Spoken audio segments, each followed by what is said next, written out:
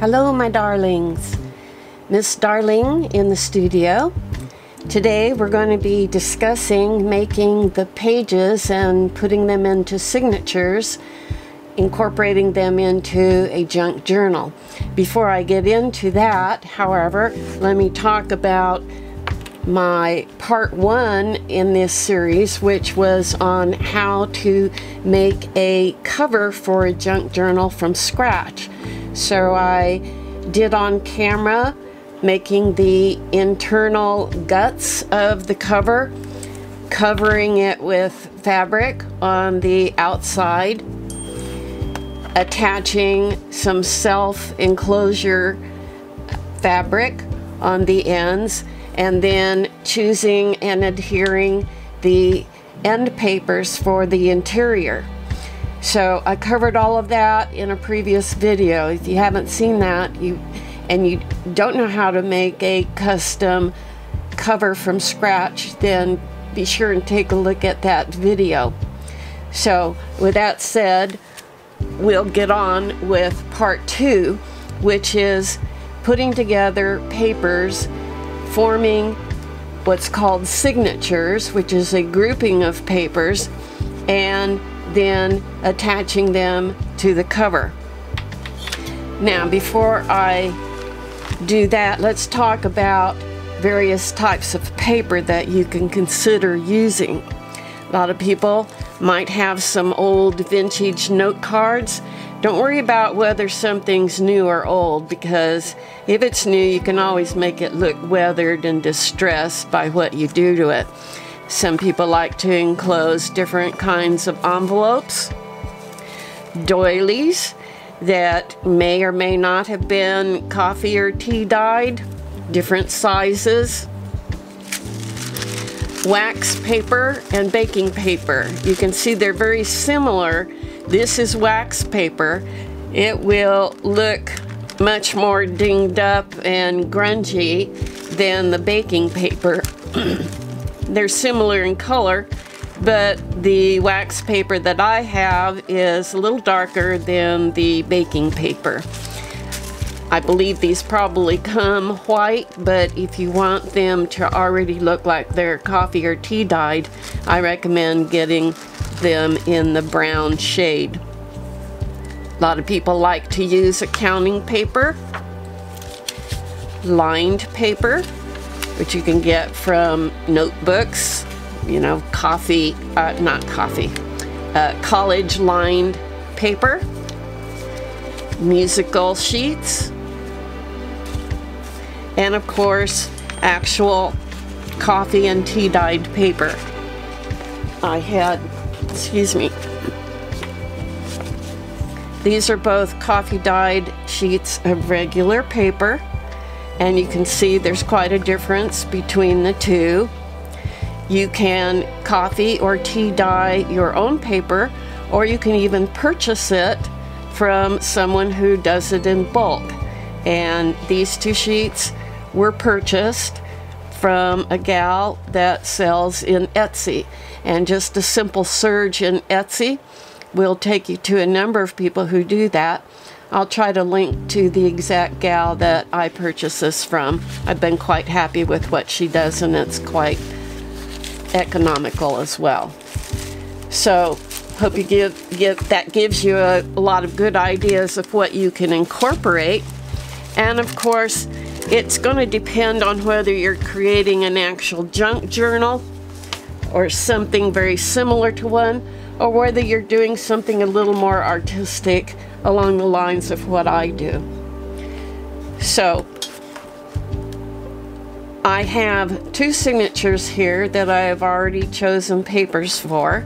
So let me show you what those are real quickly. This is a custom designed sheet. I made it and then printed it off. I printed the opposite side as well. Then I've included some coffee dyed papers. You can see some stitching here. This was because the paper arrived torn in various places. That didn't bother me. I just went and stitched it, and it looks even better than without it, I think. So here's some coffee dyed paper, a sheet of baking paper, some darker coffee dyed paper, another custom printed sheet of cardstock.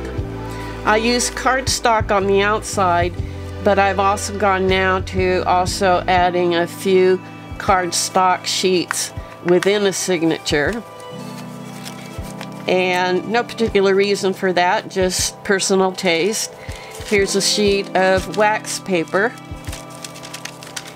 more coffee dyed paper, and I try to determine the sequence based on lightness versus darkness to give it contrast. Then you get to the center sheet. The center sheet is one of the most important ones. The most important one, I think, is the cover that gives you the front and back cover of your signature. But then second most important is the sheet that's on the very most inside, because when you open this up, you're going to see a full double spread. And so I like to put something there that looks good across the whole spread instead of just half. Because when you flip it over, you're going to see half of one sheet on one side and half of a different sheet on the other side. And that's true for everything except your middle section. So I like to make sure I'm going to be happy with something that's very strong to go on the inside that will show in a double spread.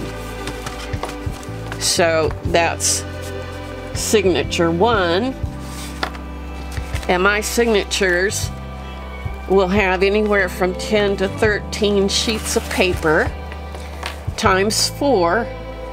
That tells you how many actual pages you'll get from a signature.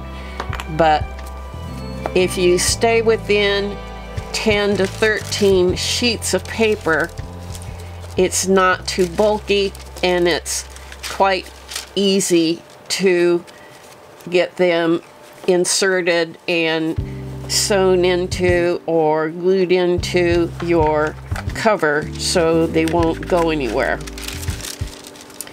So this one has a very similar cover to it. I like that for design reasons. And so you'll see that while the imagery is different on this one than in the first signature, the style and feeling remains the same. There's another sheet of the baking paper and another sheet where I had to sew. I had to stitch closed a section that was torn. And in this one I have an image showing up other than calligraphy partway through. Here's some coffee dyed paper with a little bit more design on it. Some wax paper, a really dark sheet of coffee dyed paper, and then we get to the interior page of this one. Now this one obviously is not as busy as the one in the other signature, which leaves me a nice spread to do some more decorating after the fact once the journal is put together. So I like having that advantage. So it's okay to have something simple, but I still like the flow to go across the whole double spread instead of just on half of it. And so then we get to the back side of this signature. Again, some hand sewing there. Well, it was machine sewed, but nevertheless it's stitching. And then we get to the end, and that's the back cover of this signature. Now I'm using a 1-inch spine, and with signatures that have 10 to 13 sheets of paper in them, you'll find that you'll need at least 2 signatures for a 1-inch. And let me show you how they will go in here. Once they're attached, they're going to slip right in there. And I don't mind that the pages stick out a little further from the cover. I think that's perfectly okay. But if that bothers you, you can always trim those back so that they don't show. Mine don't generally show on the ends, on the bottom and the top, but they will protrude out on the side. But I'm okay with that because I like having this white or off-white border going down the side, but of course I could trim that off if I wanted. So there gives you an idea of how all this is going to come together.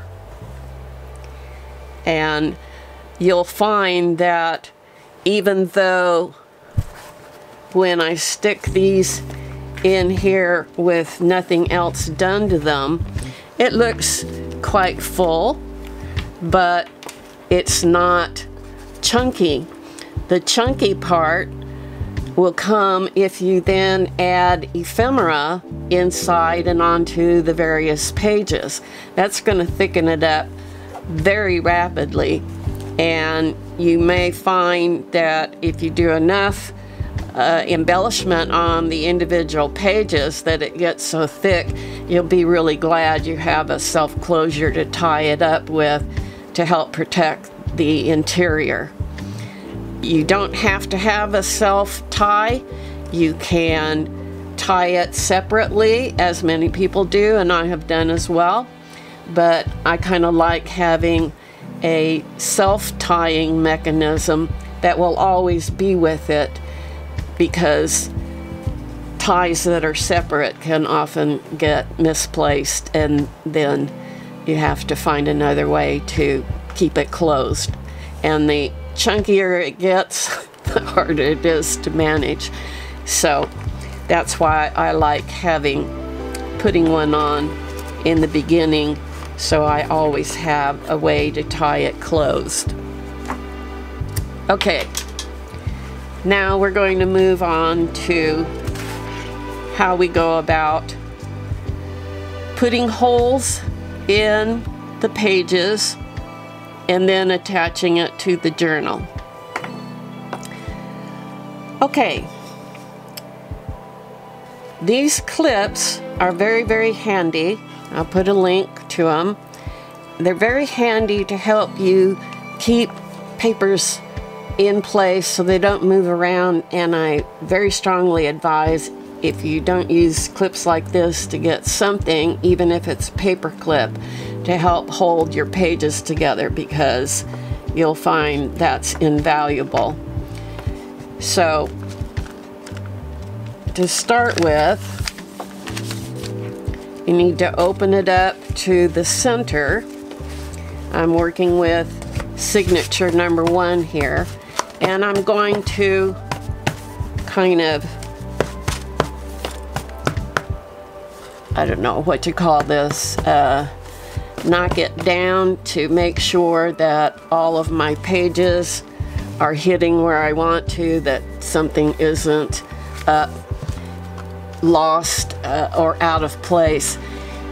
It's easier to do mine because I make all of my pages the same size, but a lot of people will use different sizes in their journals, and so you have to decide ahead of time, do you want to position something shorter in the middle or at the bottom or toward the top, or a combination of those.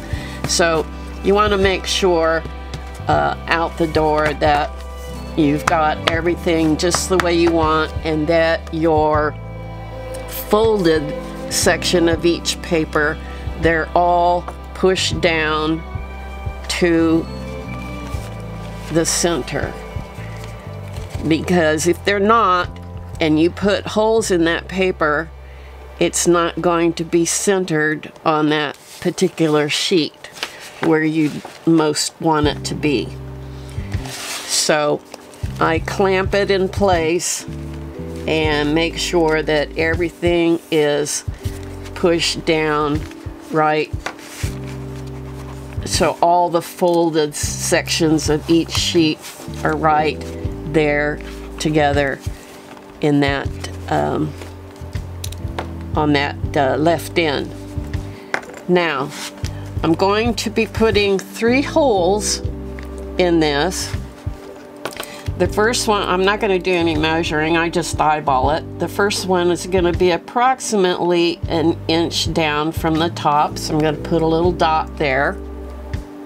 Let me get in a little closer here. So I put a little dot there, and then I'm going to come in about 1 inch from the bottom and put another dot there. Now, you would think the logical place to put the 3rd dot would be right in the middle, but I got a tip from Pam at the Paper Outpost suggesting that you move your center hole up a little closer to the top.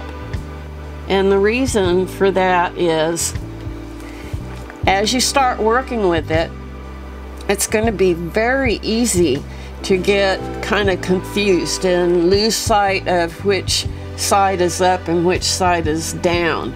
And by having your center dot closer to the top, you can always tell at a glance which end is up and which end is down.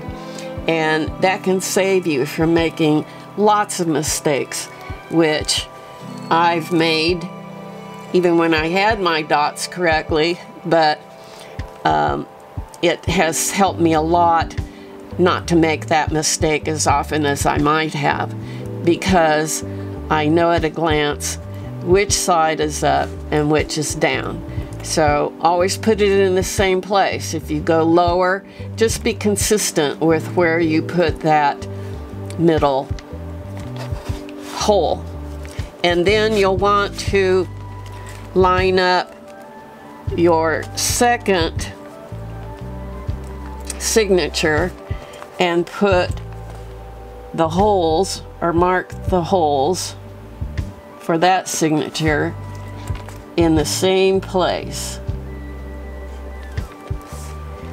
so that when you sew this in,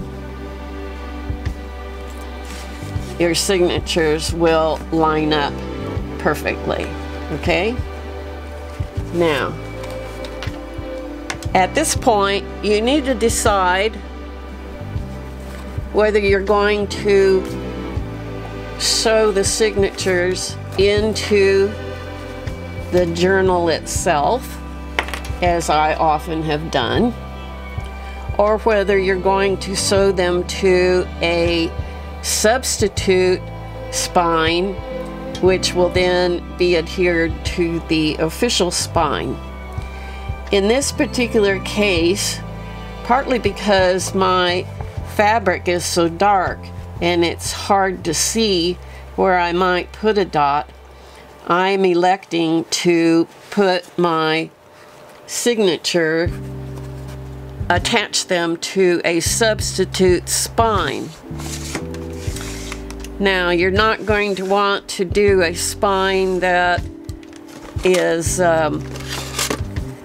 as thick as the real spine, so I suggest taking some cardstock like I have here, and I'm going to just take a white one, piece of white cardstock, and I'm going to cut off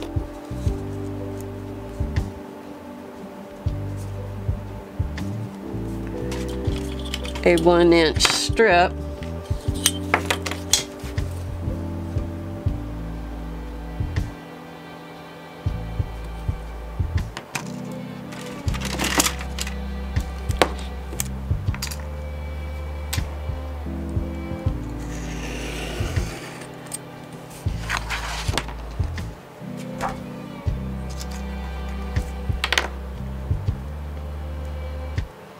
I always try to remember to put my cap back on for safety reasons. Okay, so I have a 1-inch strip here, and so I'm going to line up about 1/4 of an inch in. I'm going to put my dots.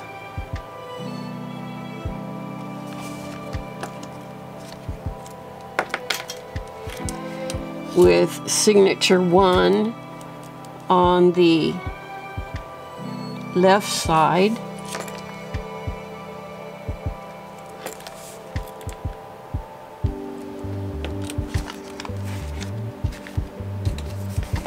And then signature 2 will be approximately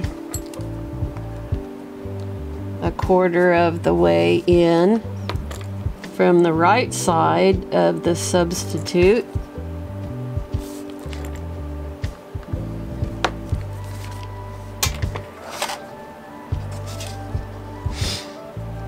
I didn't maybe quite get that where I want it. Toward the top. Got a little too close. So we're gonna kind of come in here and here. So that's where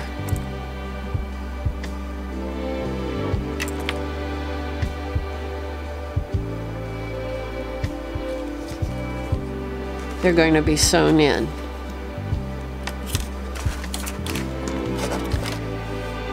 Now I'm going to take, this is called a crocodile number 2, and it is fairly expensive. You don't have to have it, but well, if you're going to do journals and you have to, you're going to punch into a journal itself, you've got to have this kind of a space in order to reach where you want to put your hole. For instance, if I was going to cut into this and I didn't have a tool such as this, I wouldn't be able to put a hole in that far. I mean, I could come in this way and maybe get down, you know, down there, so I guess I wouldn't need quite all that much room, but it's a lot easier to just do them like this.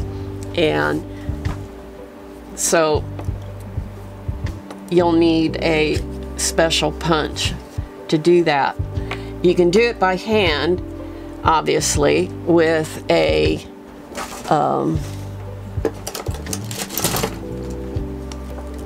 punch like this. You can, of course, do it by hand, but that's a lot harder to do, especially when you're trying to get through, you know, 13 sheets of paper.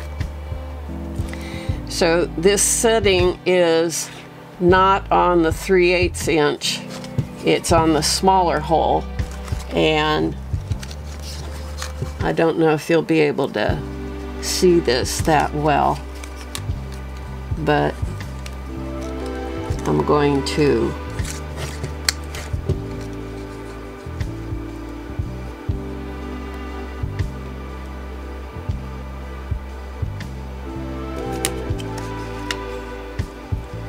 punch my hole.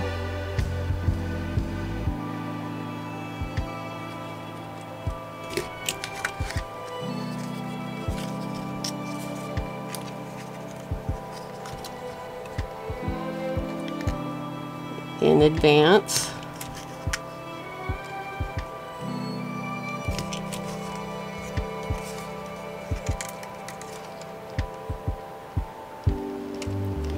You have to look at it from the side.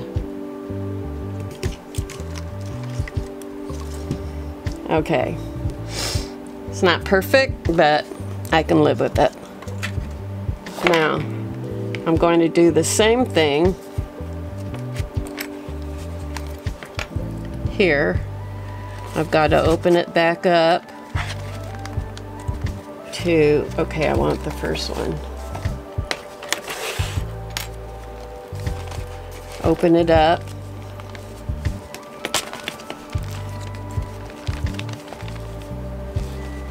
And then I'm going to slide the whole group through. I need to come this way.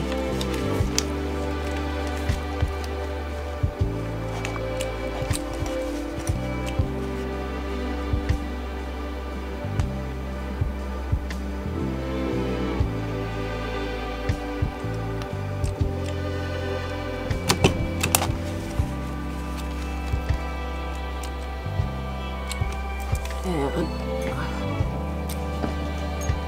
I need to turn another light on so I can see a little better from this left side. And then I'll turn it around.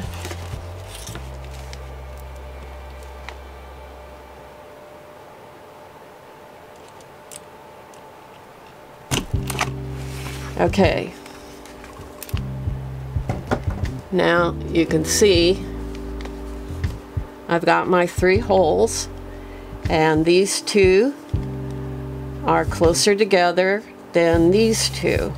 So I always know this is the top and this is the bottom.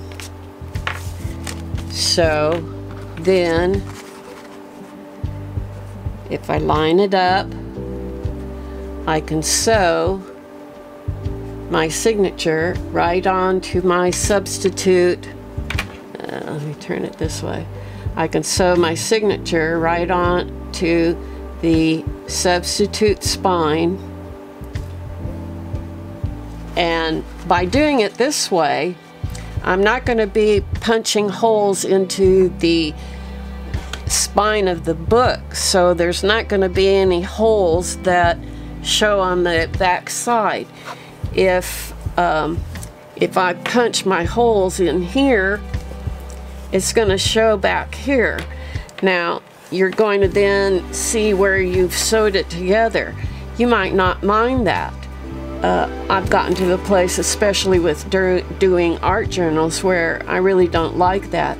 So I'm either going to have to come back and cover it over with something after the fact, or do a substitute spine so that I have no holes and sewing that appear on the reverse side.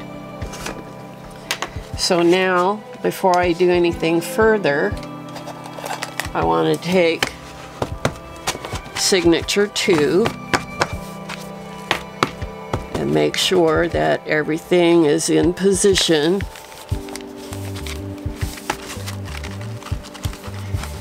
Especially that intersection, that it is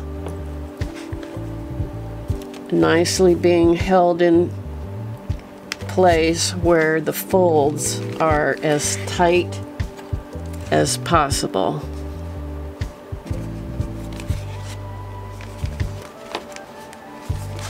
And I'm going to punch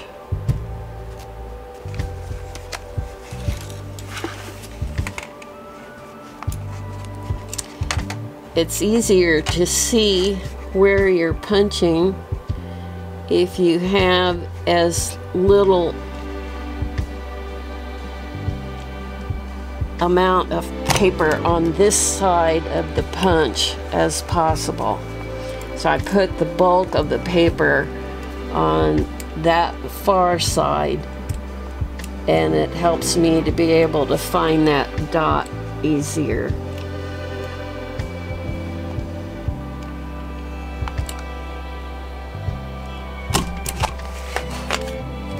And now I'm going to turn it around to the bottom and get that 3rd hole.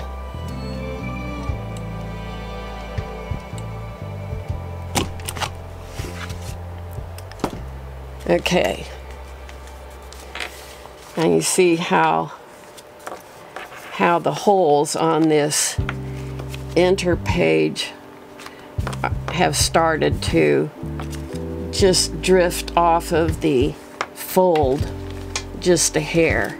And that's one of the problems that happens, particularly the thicker that your signature is. In this case, it happened a little bit too, but not too bad. And you won't really notice that once it's put together, but it is not ideal. All right, so here's my top, here's my bottom.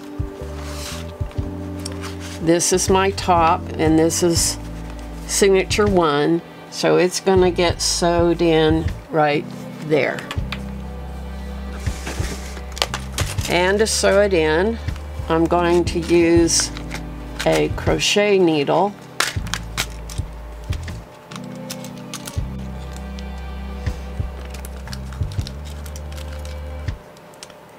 I don't want the thickest one I have, but that's a good size.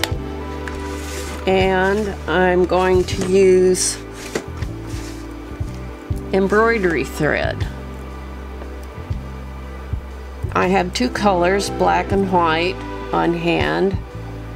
You can use, of course, whatever color you want that you feel works best with the journal that you're making.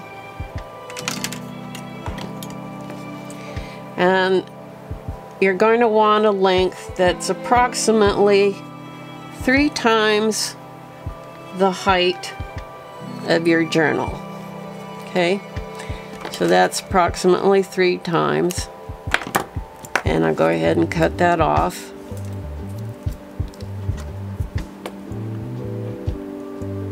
And thread it through my needle.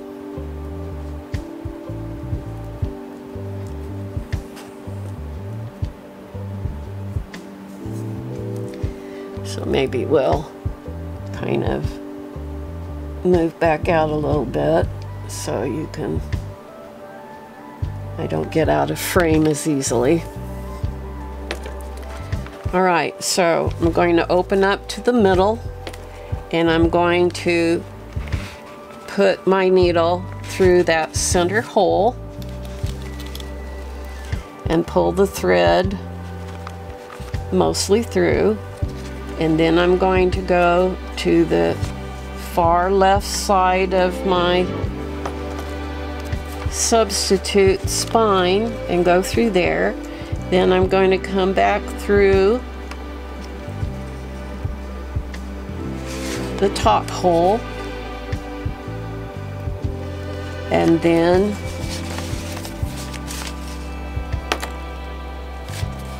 through the top hole of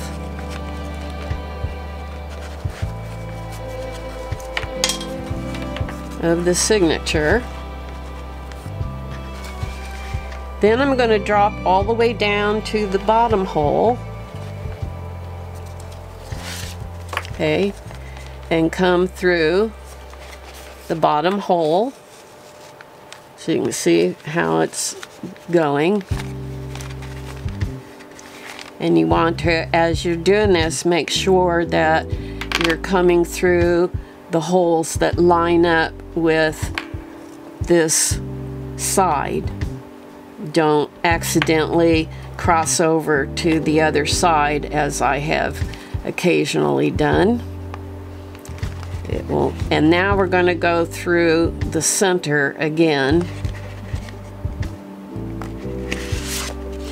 and come out on this side. So now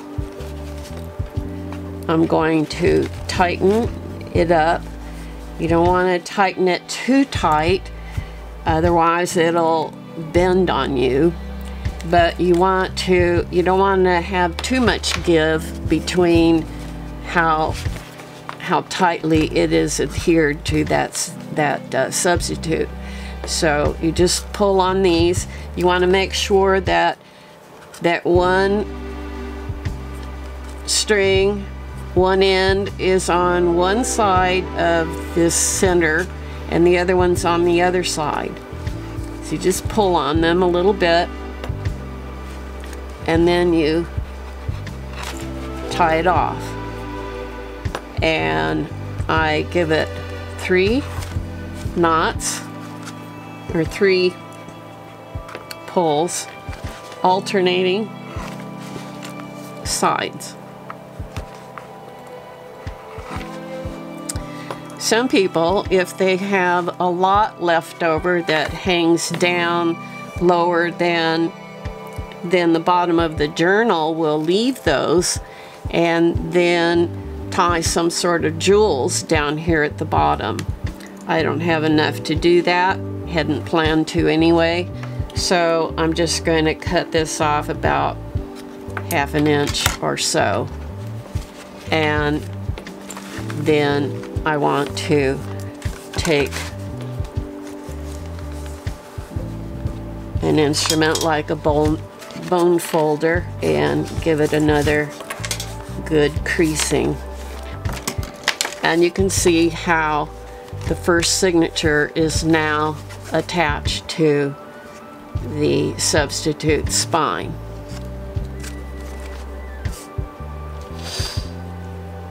I probably would have chosen black paper to make that substitute, but then I knew I'd have trouble seeing where I put my holes.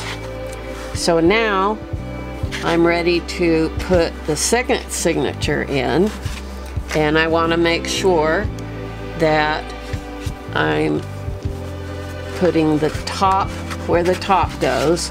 So I'm double checking my holes. These two are closer together than these two, so I know this is my top, and that's gonna lay right in there on that second series of holes. So I need more thread now. Remember I said I'm going to cut it approximately 3 times the height of my journal. That way I know I always have enough and don't wind up not having enough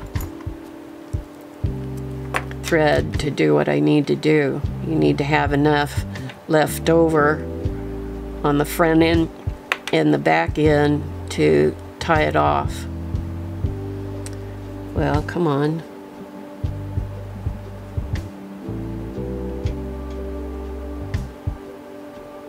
There we go. Yep, they're through. All right. Okay, just like in the other one, you open it up to the middle and you put your needle through the center hole.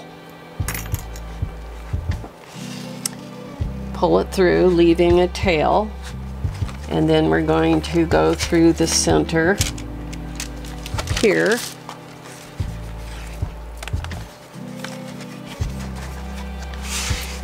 Then we're going to come to the top.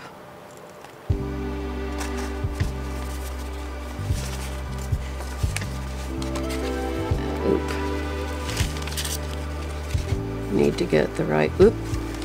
What did I do here? Okay. See how easy it is to get confused on where you're headed. So I'm coming into the top and matching it up with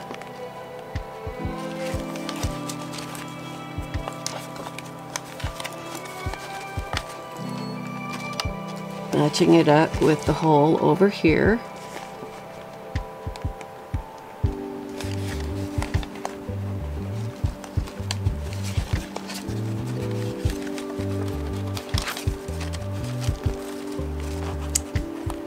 And so why don't we want to just slip on through there? Sometimes if your pages have slightly moved out of position, it becomes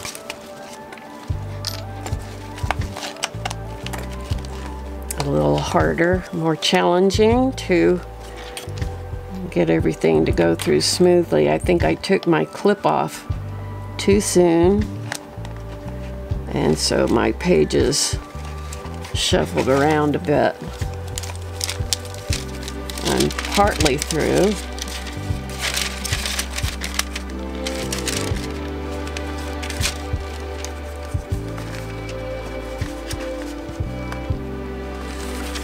And now we're all the way through. So,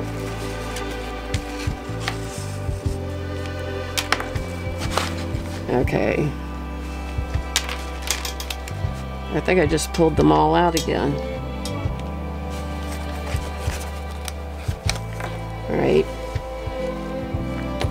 And as we did in the first signature, we're going to drop all the way down to the bottom hole and go through, and then put it through that bottom hole. And then we're going to come back up to the middle, and went through quite easily. So we're all the way through all the holes, and I have one end on one side of this middle thread and one on the other side. I'm pulling it to where it's comfortably taut, and then I'm going to just tie it off. And each time I tie, I go a different direction. I think I'm just gonna give this 4. And you see, in this particular case, I do have enough left over that I could put a dangle on the end of that if I wanted to. Although my bottom is down there here. Well, I apologize. I did not know that my camera had stopped filming on me, but fortunately I didn't lose a whole lot of what I was going to show you. All I did was I took the substitute spine that I had sewed the signatures on, and I took the Fabri-Tac glue. This good glue that is great for working with fabric, and I glued the spine, the substitute spine, to the actual spine of the book, and you can see that it's all there nice and secure.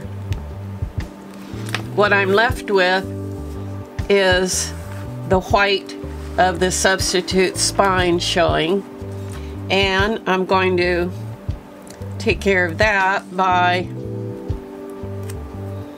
putting this piece of washi tape. Do I want to go that way, or do I want to have it go this way? I think I'll have it go this way. So I'm just going to lay some washi tape down, and that will cover that over very nicely and simply.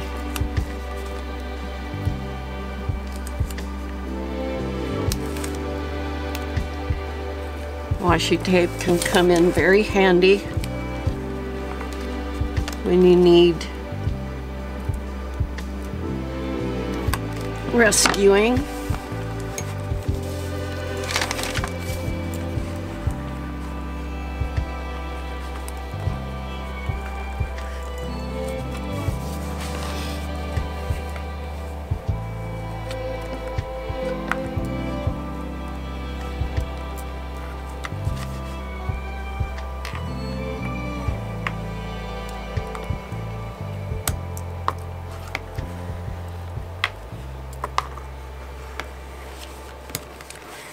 And I think that hid that quite nicely. I'm going to snip off a little bit more of it on the ends.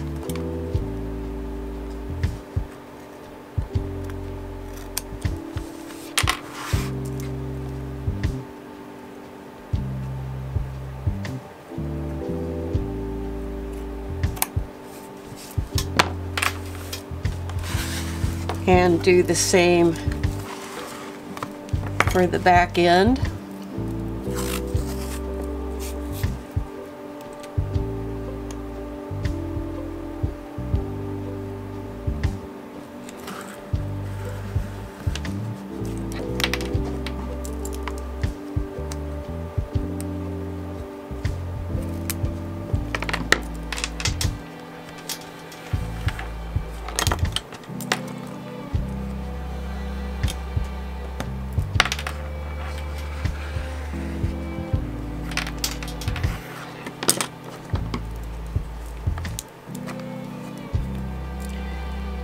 And that just gives it a nice finishing touch there. Hides what I don't want seen. And the only extra spot I have is right here down the middle. So what I'm going to do is, hope this works. I haven't tried it before, but I'm going to lay a piece of it down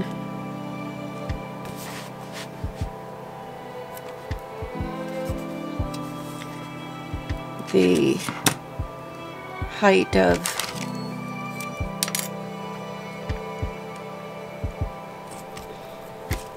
my journal, and I'm going to trim off, if I can, enough, hopefully just enough to fill that white area between the signatures.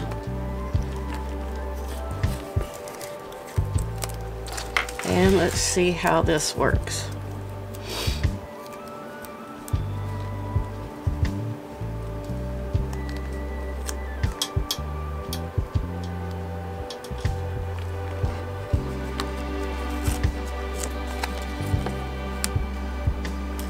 I could use a little more trimmed off.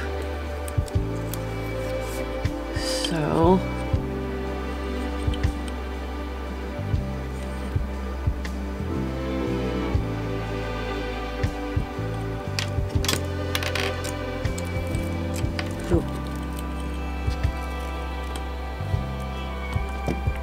should have come at it the other way.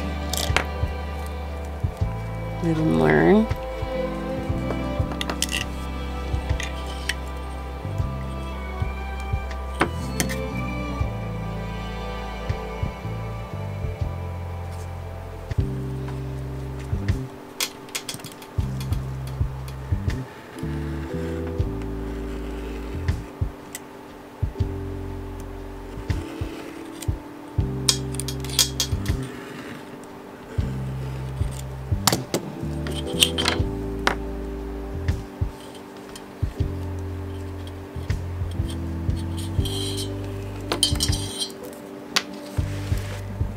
And hopefully this is now not too thin.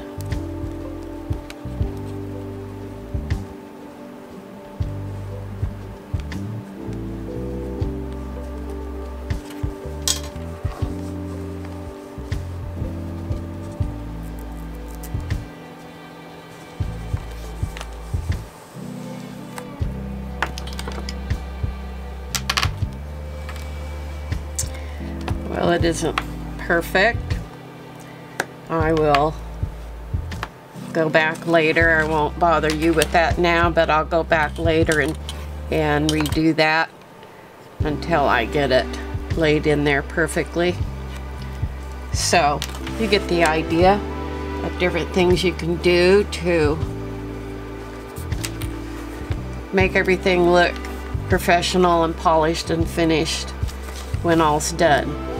Now all that has to be done is to decorate the front and start to put some embellishments in it. I will leave that for part 3.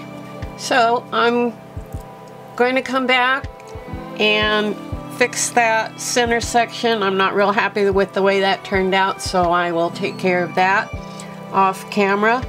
And I thank you very much for sticking with me. If you found this video to be of help and of value to you, give it a like, please, and share it with your friends and family. I'd appreciate the support.